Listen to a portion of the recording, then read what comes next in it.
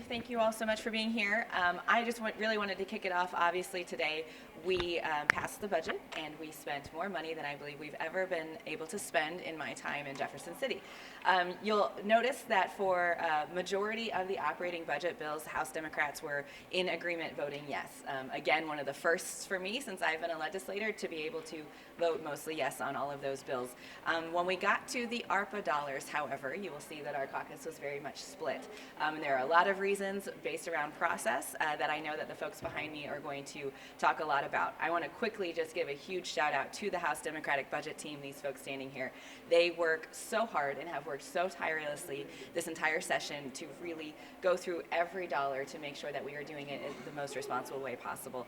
And I also want to give a shout out very briefly to Casey Milberg, who you don't see, who works for our caucus as our budget analyst, probably the hardest worker in this entire building. But I'm going to pass it over to Ranking Member Peter Meredith and then the rest of the team to talk through what they did today. Thanks so much. Thanks. So yeah, I think I can speak for everyone in that I've got a lot of mixed feelings about how today went and how overall the budget went this year. It was nice to finally vote for most of an operating budget, all of an operating budget. I've never done that in my time here. And I think we can honestly say that operating budget is the best budget that this state's seen possibly ever. Really significant improvements. Now, we still have a long way to go to catch up for the decades of neglect that we've seen in our budget. We're still 10% down for the last 10 years in funding higher ed. But I'll still celebrate increasing that by 5.5% this year. That's a step in the right direction. We got a lot of places like that. Finally, fully funding school transportation. That is a massive, massive win. And it's something that we, the House Democrats, fought hard for from the beginning and have year after year. So to finally see it happen is nice. I could go on and on about all of the things in the budget that were wins. That said, we also had a lot of mixed feelings, as you saw, about House Bill 20. I found myself very frustrated with how that went down. It's just not how government ought to work when you're spending $3.6 billion of one-time money on projects. It's sort of exactly what Republicans usually like to say they decry of government spending for projects selected by politicians without really any vetting or oversight or process or transparency in it. Last night, the Senate passed that bill without any discussion. It was dropped literally less than 12 hours before we brought it up to TAFP it. We still don't know what all's in it. I can't tell you what all was in it that was good or bad because I still don't know what all's in it. I don't know what all those things are. I can tell you we do know that there are some big wins in it, which is why we have mixed feelings. I mean, we know we got $27 million in there for getting let out of school drinking water. That's great. And I know there were a lot of dollars in there for various hospitals and mental health programs and things like that. That meant much of which we worked on. The problem is that's just not how the process is supposed to work. And the fact that we didn't even have a conference committee where we could go through line by line, ask questions about the things we don't have answers to, talk to departments, go back and find out what works and what doesn't, what might be a mistake, what might be a waste of money, what might be a giveaway. I'm really worried that there's a lot in there that's going to have problems and we just don't know it yet. That's why you saw me end up with a present vote. I didn't think I had enough information to vote either yes or no on it. But I certainly didn't want to vote against some of the things in there. But I also understand some of our members felt a no vote even made more sense because we shouldn't be voting to pass spending that way. I do think the governor had offered an alternative, and if we'd gone to a special session on this, we might have actually gotten to a more responsible place where there would have been a process for vetting, for RFPs, for transparency and accountability. I don't think that's where we landed, and I will say, I think that's what we said was going to happen once we sent all that money over to the Senate without alternatives in place. The Senate did what the Senate does, and the House ended up just having to take it or do nothing. And for most folks, we're already the last one state in the country to spend our ARPA dollars. We're the last in the country, and here we are, nevertheless spending it in a rushed fashion where we don't even know for sure what we're doing. I find that shocking and pretty embarrassing for the state of Missouri. But I will be glad to see how some of the money does good in our state. And I know I, for one, and I think all of us will be watching closely to see if some of that money ends up being wasted or going in the hands it ought not. Happy to take questions. What can you say about the bill with Desi teachers getting more money and fully funding schools education? I mean, that might be the biggest win in the budget this year, I think. An investment in teachers that is real.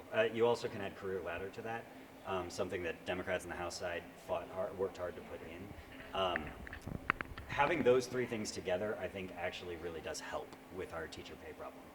Are we going to knock out of being the last in the country on this? I don't know, because other states are realizing they have to raise pay too. We might just barely be keeping up in our position of last, but I'm glad we're doing something. That teacher pay proposal wasn't perfect. You've heard us criticize lots of things about it, but it is better than not doing anything. And making sure that we have no teachers making less than $38,000 a year is good. Locals have to come up with match for that, and if they want to address compression and raise wages that are above that, which they need to do also, thankfully, I think the fully funding the transportation line gives them some flexibility from previous year's budgets to be able to do that. There were some comments on the floor suggesting they might not see that in the future. I sure hope that's not true. We have every indication that general revenue is growing and not shrinking, and I hope we can make a commitment to fully funding transportation going forward and not pull the rug out from under our schools yet again like we have for the last couple decades. Representative, as you noted, there were a lot of things to praise in the budget. It's the most spent in, as you said, who knows when. But what's your biggest criticism of the state budget that was passed? I know in the Senate, Senator Shipp was critical of the what she called defunding of Planned Parenthood. I mean, I think that's what you saw on the floor we had the most specific objection to.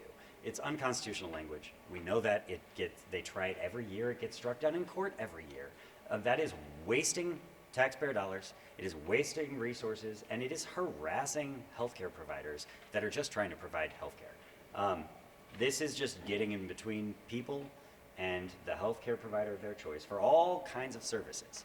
And that's not something we can do as a state, especially when we're talking about federal dollars. And I find it appalling that they keep doing it anyway, even though they know better.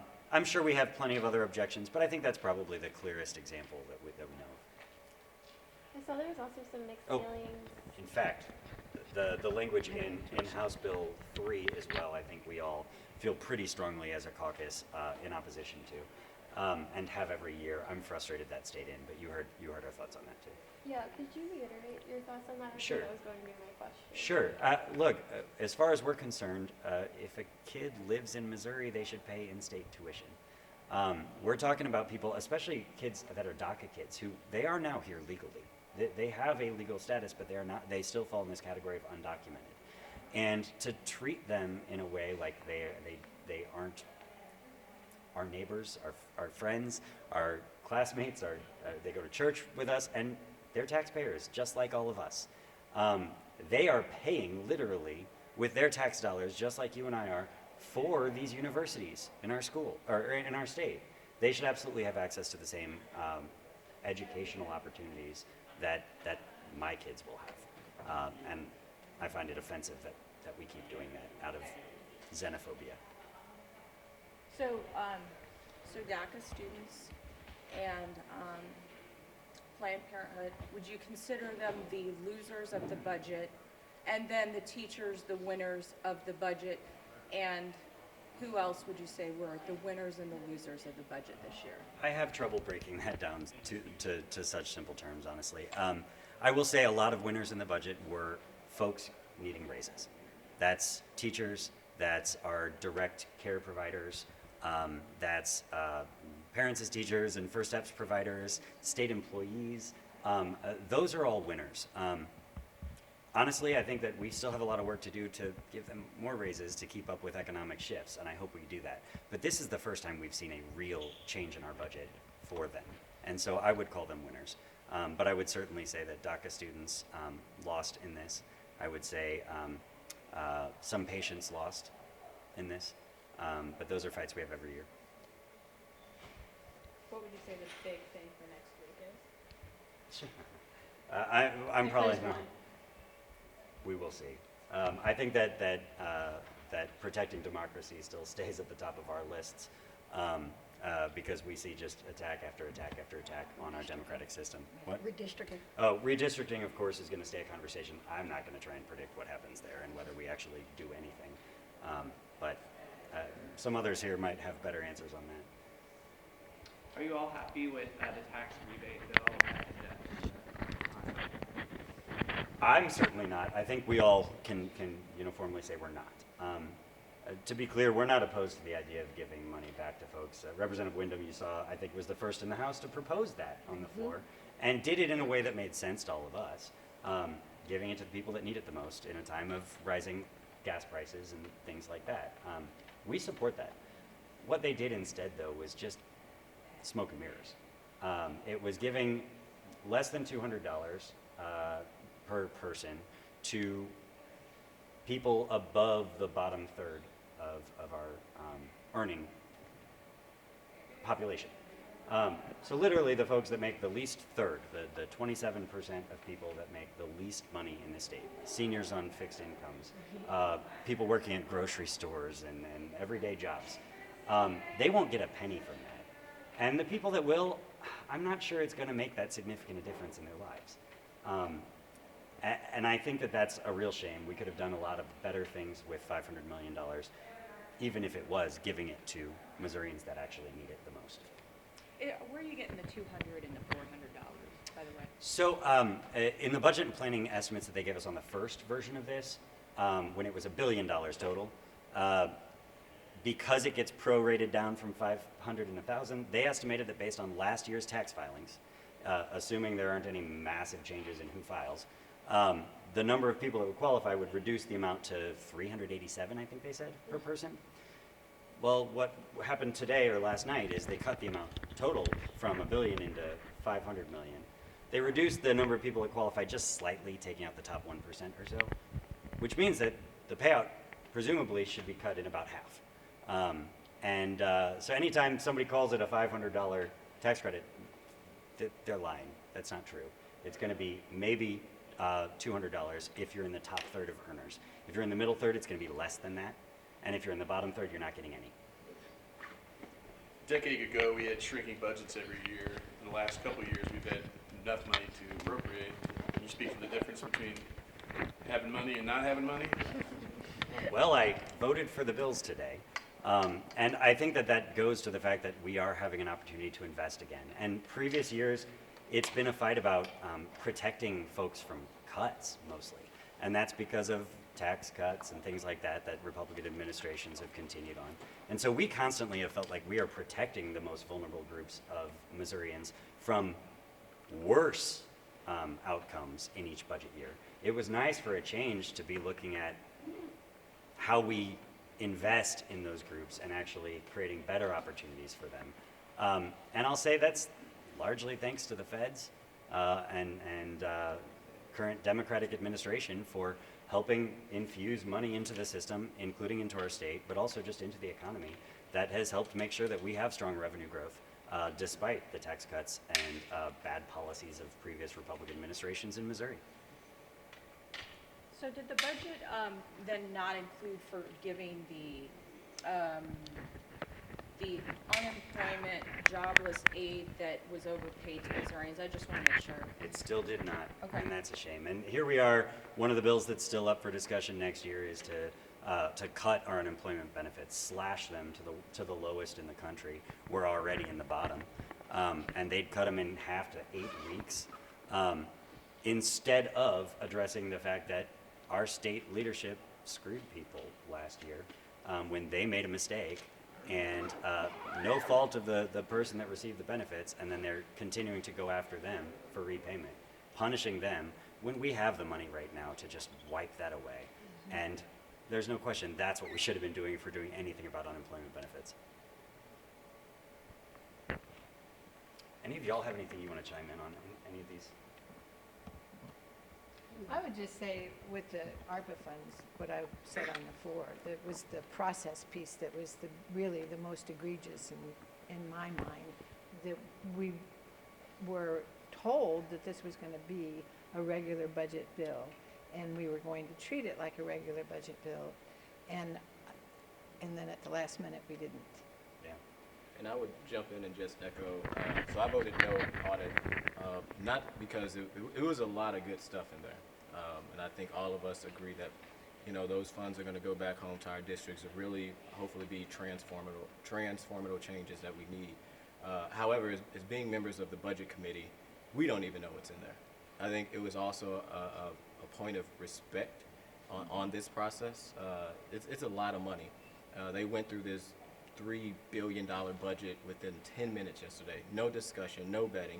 Sent it over to us and told us be the rubber stamp, sign it, and just do it. This was one of the budget bills that we didn't have to do today. We could have slowed this train down, came back to a special session, and made sure what was in there, because again, we don't know what's in there. We heard on the floor there's going to be a new airport ramp or whatever that a senator wanted, and he has a airplane. We're not sure what's in there, and that's a problem. We cannot make informed decisions as members of the budget committee who should have been told about this stuff first without even knowing what's in there, and then to have the other side to say, hey, you got to do it now. There's no rush to this. We could have slowed it down, did it a special session. So that's why I was a no. The process was not, it was a horrible process. We was told from the beginning that we could not on the House side add anything in there. And then here we go, weeks later, there's a whole bunch of pet projects from both sides, and a lot of the Dems on this side didn't even know what happened, didn't even know what was in there. We was told, no, you can't do that. So it was unfair, it was disrespectful, and it wasn't a fair process. And really, I just want to say it's the people of Missouri that suffer from that. That lack of transparency, that lack of accountability, that lack of their representatives knowing what we're even voting on. It's not just about, whether we got to have our say or what we got to know.